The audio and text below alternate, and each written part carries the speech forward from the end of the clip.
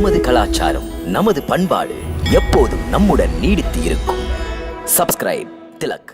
அப்படி ஒரு நிலை உருவானால் அங்கே சத்தியத்தை காக்க மகத்தானதொரு சக்தி அவதாரம் எடுக்கும் அவசியம் நேருமே சச்சிதானந்தா. ஜெகதீஸ்வரா வரவேண்டும். சர்வேஸ்வரா, தாங்கள் உருவாக்கிய தர்ம நெறிகளின்படி வழுவாமல் வாழ்ந்து எவன் கடமையாற்றினாலும் பாடுபட்டாலும் தவம் செய்தாலும் அவனுக்கு அதற்கேற்ற பலன் கிட்டுகிறது. அப்படி ஒரு நிலைமை என்று காப்பது கடமையாகும் பிரபு. இன்று பூமியில் வலிமையுள்ள ஒருவன் மிருகமாக செயல்பட்டு மனித வர்க்கத்தை அடிமைப்படுத்த முயற்சிக்கையில் ஒரு நல்ல மனிதன் அவனுக்கு அடிபணியாமல் எதிர்த்து நிற்கிறான். அவனுக்கு அப்படி ஒரு நம்பிக்கை விண்மீது இருக்கும் ஒரு சக்தி தன் நிலைக்காக நியாயம் வழங்கி தன்னை காக்கும் என்று அந்த நம்பிக்கை குலைகிறதோ, தான் நம்பியது சரியில்லை என்று தோன்றுகிறதோ, அன்று முதல் அவன் சீரான பாதையில் செல்ல மாட்டான். சமுதாயமே தத்தளித்து தரணியும் சூரியனும் சந்திரனும் போகும் திசை மாறும் நிலை உருவாகி சிருஷ்டியின் எல்லா நியமங்களுமே தகர்ந்து குலைந்து சிதறும். தேவகுரு பிரகஸ்பதி சொன்னது சரி பிரபு. தீமையை அழிக்க தாங்கள் அவதாரம் எடுக்க தருணம் இதுதான். திரிபுராரி, பாவியின் பாவத்திலேயே அவன் நாசத்துக்கு விதையும் இருக்கிறது. அந்த ராவணன் தனக்கு மிஞ்சிய சக்தி எதுவும் இல்லை என்று நினைத்தான் இல்லையா? அவன் நினைப்பிலேயே அவன் அழிவின் கருவும் மறைந்திருக்கிறது. அந்த அகந்தையின் காரணத்தினால்தான் அவன் வரம் கேட்கும் போது மானிடராலோ வானரராலோ தனக்கு மரணம் நேரக்கூடாதென்று கேட்கவில்லை. எந்த மானிடனை அவன் புழுவிலும் கீழாக மதித்தானோ அதே மானிட வடிவத்தில் யாம் அவதாரம் எடுத்து அவனை அழிப்போம். யாம் எம் அம்சங்களுடன் அயோத்தி அரசன் தசரதன் மகனாக பிறந்து அரக்கர்களின் கொடுமையிலிருந்து பூலோகத்தை காத்திடுவோம். அந்த மண்ணுலகில் எங்கு மக்கள் சத்தியமாக தர்மமாக நடந்தாலும் அவர்களின் நம்பிக்கை நிலைக்க, மானிடம் ஜெயிக்க யாம் அருள்வோம். வாய்மையே வெல்லும் என்பதை உணர்த்துவோம்.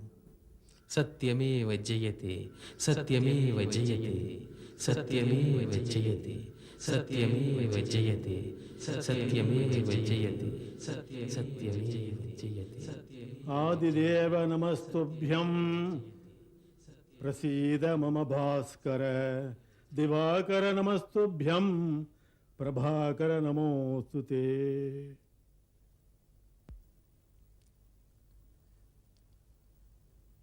மன்னா தசரதா, இன்று சூரிய பகவான் உத்தராயணத்தில் பிரவேசிக்கிறார். இது மிகவும் புனிதமான வேளை. இந்த புனித வேளையில் உங்கள் குலதெய்வத்திடம் எதை வேண்டிக் கொண்டாலும் அது நிச்சயமாக நிறைவேறும். குருதேவா, தங்களுடைய ஆசீர்வாதத்தால், அருள் பார்வையால் சுகம், செல்வம், கீர்த்தி எல்லாம் இருக்கிறது. அதோடு ஒரு குறையும் இருக்கிறது. அது ஒன்றுதான் வேதனை அளிக்கிறது. எந்த சூரிய வம்சத்தில் மகாராஜா இக்ஷ்வாகு, திலீபன், பகீரதன், ரகு, அரிச்சந்திரன் ஆகிய மாபெரும் மன்னர்கள் கீர்த்தி பெற்றிருந்தார்களோ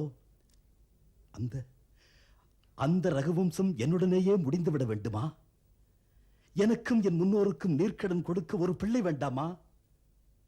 வணக்கத்துக்குரிய குருதேவா, குலதெய்வம் சூரிய பகவானிடம் என் இதயபூர்வமான பிரார்த்தனை, எனது முறையீடு, சூரிய வம்சத்தின் ஒளி தசரதனுடன் அழிந்துவிடக் கூடாது என்பதுதான்.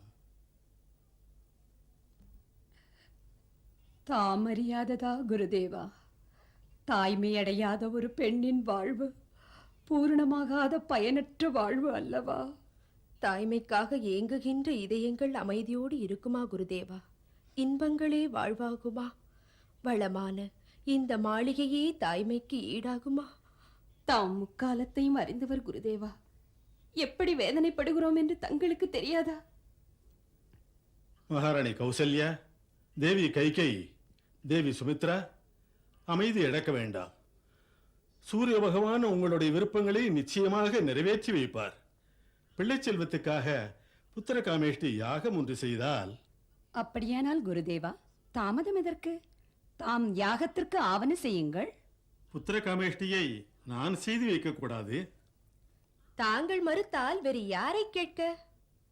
அதர்வண வேதத்தை பூரணமாய் அறிந்த ரிஷிஸ்ருங்க முனிவரே இதை நடத்த தகுந்தவர். இந்த யாகத்தை அவர்தான் முடித்து வைக்க உரியவர். அவரையே கூப்பிடுங்கள் குருதேவா, இந்த யாகத்தை நடத்தி தர. இல்லை தேவி கைகேயி, அவரை மன்னரே நேரில் போய் வணங்கி கேட்டு அழைத்து வர வேண்டும். குருதேவா, முனிவரை அழைத்து வர இன்றே நான் சென்று மன்னர் பயணத்திற்கு அமைச்சர் சுமந்தரரை வரவழைக்கிறேன். சேனாதிபதிக்கு கட்டளையிட. என் மன்னர் அங்கே செல்ல தேர், யானை, குதிரைப்படை, காலாட்படைகள் ஆயத்தமாகட்டும் என்று மன்னர் இன்றே புறப்பட்டு செல்லட்டும். அப்படி இல்லை கைகேயி, அங்கு தேர், யானை, குதிரைப்படை செல்ல தேவையில்லை. மன்னர் ஒரு துறவியிடம் யாச்சிக்கத்தான் செல்கிறார், தன்னுடைய வலிமையும் வளமையும் காட்டுவதற்கு அல்ல. தேவி, பிட்சை கையேந்துபவர்களுக்குத்தான் கிடைக்கும். ஒரு மகாத்மாவை பார்க்க பதவி ஆடம்பரத்துடன் போவதா? அது உயர்வும் அல்ல, நல்ல பண்பும் அல்ல. அது அகந்தையைத்தான் காட்டும். ஏற்புடைய அறிவுரை குருதேவா. ரிஷ்யசிருங்க முனிவரின் ஆசிரமத்துக்கு காவலன் தசரதன் அல்ல, கையேந்தும் தசரதனாக போகிறேன். என்னை வாழ்த்துங்கள். இந்த அடக்கமே வெற்றிக்கு ஆரம்பம் அரசே.